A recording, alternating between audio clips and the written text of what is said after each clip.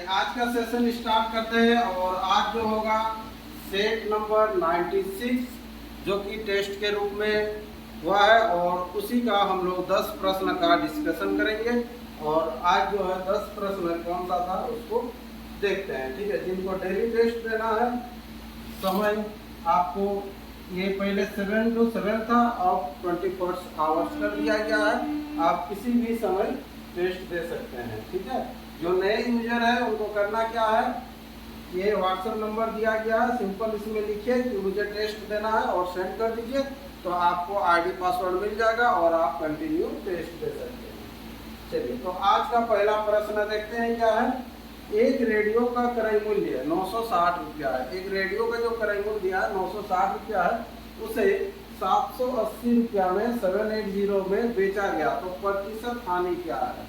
Simple प्रश्न है, देख लो। ये 960 ये क्रय मूल्य है, 960 में क्या किया वो खरीदा, ये सीपी हो गया 960 और बेच कितना में रहा है ये 780 में।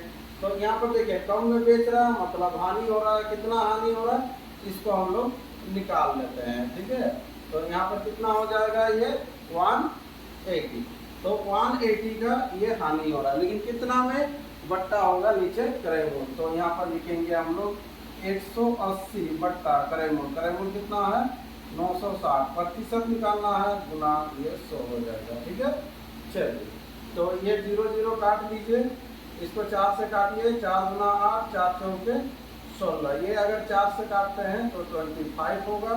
ठीक है, अब यहाँ पर देखिए 6 से काटते हैं, 6 चौके हो जाएगा 24 और 6 दिया 18, है ना। तो 75 बट्टा जो हो जाएगा कितना होगा ये 4 होगा। तो ये हो जाएगा 4 के 4 और 4 अट्ठे 32 ना। यहाँ पर 4 में से 3 बच रहा, 4 अट्ठे 32, 32 होने से बचा कितना 3 और 3 बट्टा कितना हो जाएगा ये 4। इतना प्रतिशत ये आंसर आपका आ जाएगा, इतना प्रतिशत हो जाएगा, इतना 18/3/4 प्रतिशत आंसर। ये ऑप्शन में कहीं मिस्टेक हुआ होगा। चलिए नेक्स्ट अगला प्रश्न। ठीक है, नेक्स्ट क्या है, यहाँ पर देखिए 59 का स्क्वायर माइनस 39 का स्क्वायर इक्वल टू प्रश्न चिन्ह है।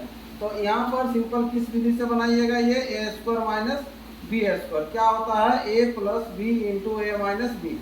एक बार आपको जोड़ना है, एक बार आपको घटाना है। ठीक है, तो ए प्लस बी, एक बार 59 और 39 को जोड़ दीजिए आप। तो जैसे ही जोड़ेंगे तो यहाँ पर कितना हो जाएगा 59 प्लस 39, एक बार प्लस होगा और एक बार क्या होगा माइनस होगा, 59 माइनस 39। ठीक है, तो यहाँ ऐड कर लीजिए, ये 9 9 18 हो जाएगा और 5 3 8 और 1 9 98। इधर जब घटेगा तो कितना हो जाएगा ये 20। 98 का डबल कर लीजिए, 8 गुना 16, 9 गुना 18 और 1 19, 1960 ये आंसर हो जाएगा। ऑप्शन सी इसका राइट आंसर करेंगे। ठीक है, चलिए नेक्स्ट अगला प्रश्न। क्वेश्चन नंबर ये 3 है, सिंपल है, जो कि एग्जाम में भी आया हुआ, कभी थोड़ा टफ मिलेगा कभी सिंपल मिलेगा। यहाँ पॉइंट के जगह में पॉइंट को रखिएगा, बाद बाकी वैसे ही देखिए। जहाँ पॉइंट है 70 पॉइंट, यहाँ पर 205, ये वाला पॉइंट का सीधा में केवल पॉइंट को रखिएगा। ठीक है, पहले इसको ले लेते हैं प्लस वाला को, 40 ये 2.45 ये प्लस वाला, इसको और ये ऐड कर लिए प्लस वाला, फिर इसको घटा देंगे। ठीक है, चलिए तो यहाँ पर हो गया 5 5 और इधर 6 पॉइंट, इधर 272.655। ठीक है, अब इसमें से केवल आपको घटाना है 20.351।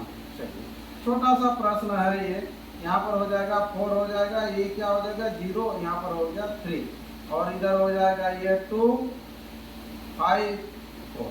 देख लीजिए 452.304। ऑप्शन कौन सा मिल रहा है, ऑप्शन बी इसका राइट आंसर करेंगे। ठीक है, चलिए नेक्स्ट अगला प्रश्न की ओर बढ़ते हैं। Question number 4। क्वेश्चन नंबर 4 क्या कह रहा है देखिए आपसे, ए बी से आधा है, ए जो है बी से आधा है ना।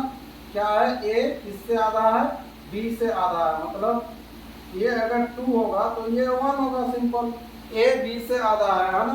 फिर क्या बोल रहा है, सी बी से दोगुना है, सी जो होगा बी से दोगुना होगा, बी का दोगुना, तो बी ये 2 है तो 2 का दोगुना कितना हो जाएगा 4 हो जाएगा। ए बी सी आपको पता चल गया। तो सी ए से कितना गुना है, तो सी जो है ए से कितना गुना है, तो ए से कितना गुना है यहाँ देख लो, ये 1 है ये 4 है तो 4 गुना है। ऑप्शन कौन सा है, ऑप्शन रहेगा देख लीजिए ऑप्शन बी। तो ये बी इसका आंसर करना था आप लोगों को क्वेश्चन नंबर 4 का। नेक्स्ट अगला प्रश्न क्वेश्चन नंबर 5 क्या देखिए, 1000 रुपया का 2% की दर से 3 वर्षों में साधारण ब्याज क्या होगा। सिंपल साधारण ब्याज निकालना है। जब आपको पता है P = 100 देन SI = क्या होता है R गुना T, 2 गुना 3 यानी कि 6। ये 100 के बराबर दिया हुआ 1000, 100 के साथ 1 जीरो एक्स्ट्रा आना यहाँ, तो 60 के साथ 6 के साथ 1 जीरो लगा दीजिए, ये 60 हो जाएगा आंसर। ऑप्शन ए कर देंगे ये, ठीक है। चलिए नेक्स्ट अगला प्रश्न क्वेश्चन नंबर 6। 4000 रुपये का 10% की दर से 3 वर्ष का चक्रवृद्धि ब्याज क्या है। इससे पहले साधारण ब्याज और चक्रवृद्धि ब्याज CI। तो P बराबर आपको दिया हुआ है कितना 4000, R बराबर कितना दिया हुआ है 10%, T बराबर कितना दिया हुआ है 3 ईयर्स। तो 3 ईयर्स का आपको CI निकालना है। तो चलिए पहला साल निकाल लीजिएगा, 4000 का 10% कितना हो जाएगा ये 400, ठीक है। चलिए सेकेंड बार जब निकालेंगे फिर से आपको 400 मिलेगा, प्लस ब्याज का ब्याज मिलता है 400 का 10% ये 40, 2 साल कंप्लीट। तीसरा साल फिर आइए आपको 400 मिलेगा, प्लस फिर से यहाँ पर जो पहला साल का जो इंटरेस्ट है उसका मिलेगा आपको ये 400 का, फिर आपको 10% 40, फिर ये 400 का 10% फिर से मिलेगा 40, प्लस ये 40 का फिर 10% मिलेगा आपको 4। तो ये टोटल इतना हो जाएगा, ठीक है। लास्ट में 4 है तो 4 ही आपको जब जोड़ते जाइएगा 4 होगा, 4 8 12 यानी कि 2 हो जाएगा। इधर देखिए 4 या 12 और 1 13, 1 3 2 4 आंसर होगा 1324। ऑप्शन बी इसका राइट आंसर करेंगे, ठीक है। चलिए ये सब सिंपल सवाल है, इसको जल्दी से कर लेंगे। नेक्स्ट अगला प्रश्न क्वेश्चन नंबर 7। 4 घंटियां 6 8 12 व 18 सेकंड के अंतराल पर बजती है, ठीक है। यदि वह एक साथ 12 बजे बजना शुरू होती है तो न्यूनतम समय मतलब कम से कम फिर कब बजेगा एक साथ, ये चीज आपको बोल रहा है। एलसीएम इससे रिलेटेड है, आपको एक साथ फिर कब बजेगा एलसीएम लेना है। किसका एलसीएम लेना है 6 8 12 और 18 का। इसका पहले एलसीएम ले लीजिए। तो एलसीएम जैसे ही लेंगे सबसे छोटा 2 से देंगे तो ये 3 होगा, 4 होगा, 6 होगा और कितना 9 होगा। फिर अगेन कितना से देंगे 2 से ही दे सकते थे, चलिए 3 लिख दिए तो 3 और यहाँ पर 4 हो जाएगा, ये 2 हो जाएगा, 3 दिया 9, फिर से दे दे रहे 2 से, हाँ पहले 2 से देना चाहिए था। चलिए ये हो जाएगा 2, ये हो जाएगा 1 और ये 3। तो एलसीएम इक्वल टू लिखेंगे, सब गुना होगा, ये 2 गुना 3 कर लीजिए यहीं पर 6, 6 गुना 12, 12 गुना 24 और 24 दिया होता है 72, यानी कि 72 क्या होगा ये सेकेंड होगा, है ना, क्योंकि ये सेकेंड में दिया हुआ था सब सेकेंड। तो फिर कब बजेगा यानी कि 72 सेकेंड, 60 सेकेंड में 1 मिनट होता है ना, तो 1 मिनट और कितना बच रहा 12, है ना, तो 1 मिनट 12 सेकेंड ये आंसर हो जाएगा। ऑप्शन कौन सा 1 मिनट 12 सेकेंड, ऑप्शन ए ही है पहला ये आंसर, ठीक है। चलिए नेक्स्ट अगला प्रश्न की ओर बढ़ते हैं। यह है क्वेश्चन नंबर आपके सामने है 21। 21 आम के पेड़ों, 42 सेब के पेड़ों व 56 नारंगी के पेड़ों की पंक्तियां इस तरह से लगाई जाए, इस तरह से लगाई जाए कि प्रत्येक पंक्ति में एक ही किस्म के, हाँ एक ही किस्म के ये पेड़ हो और उपयुक्त पेड़ों को लगाने के लिए न्यूनतम कितनी पंक्ति की आवश्यकता होगी, ठीक है। तो एक ही समान पेड़ होना चाहिए। तो यहाँ पर देखिए ये 21 42 और 56, इसमें जो कॉमन आएगा एक लाइन में उतना ही हम लोग पेड़ लगाएंगे जो कॉमन आएगा। तो यहाँ से देखने से पता चल रहा है 21 42 क्या आ जाएगा, देखिए 7 से कटेगा, है ना। तो यहाँ पर पहला जो है एचसीएफ निकाल दीजिएगा 21 42 और 56 का। चलिए अब पहला जो है ये 21 है, ये किसका है आम का है, 42 जो है ये सेब का है और ये 56 जो है क्या है ये नारंगी का है, ठीक है। तो अब यहाँ पर सबसे पहले एचसीएफ निकालिएगा तीनों का, तो तीनों का एचसीएफ क्या हो जाएगा 7 हो जाएगा।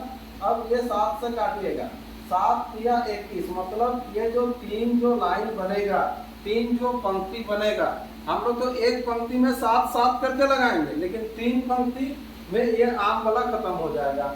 वैसे ही फिर ये 7 से भाग दीजिएगा, 7 छक 42, 7 अठे 56, तो यहाँ पर ये सब को हम लोग जोड़ लेंगे तो कितना पंक्ति बनेगा टोटल, है ना।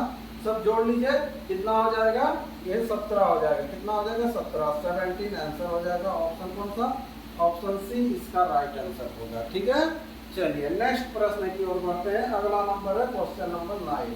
क्वेश्चन नंबर 9 क्या कहता है, आपसे देखिए 1/5 और 2 के बीच कौन सी परिमेय संख्या, परिमेय संख्या कौन सा है, ये जो दिया हुआ है ये परिमेय संख्या, लेकिन किसके बीच बोल रहा है, 1/5 और 2/5 के बीच में कौन सा संख्या होगा। देखिए सब यहाँ पर देखिए बाई में 1000 है, तो इसको भी 1000 बनाइए।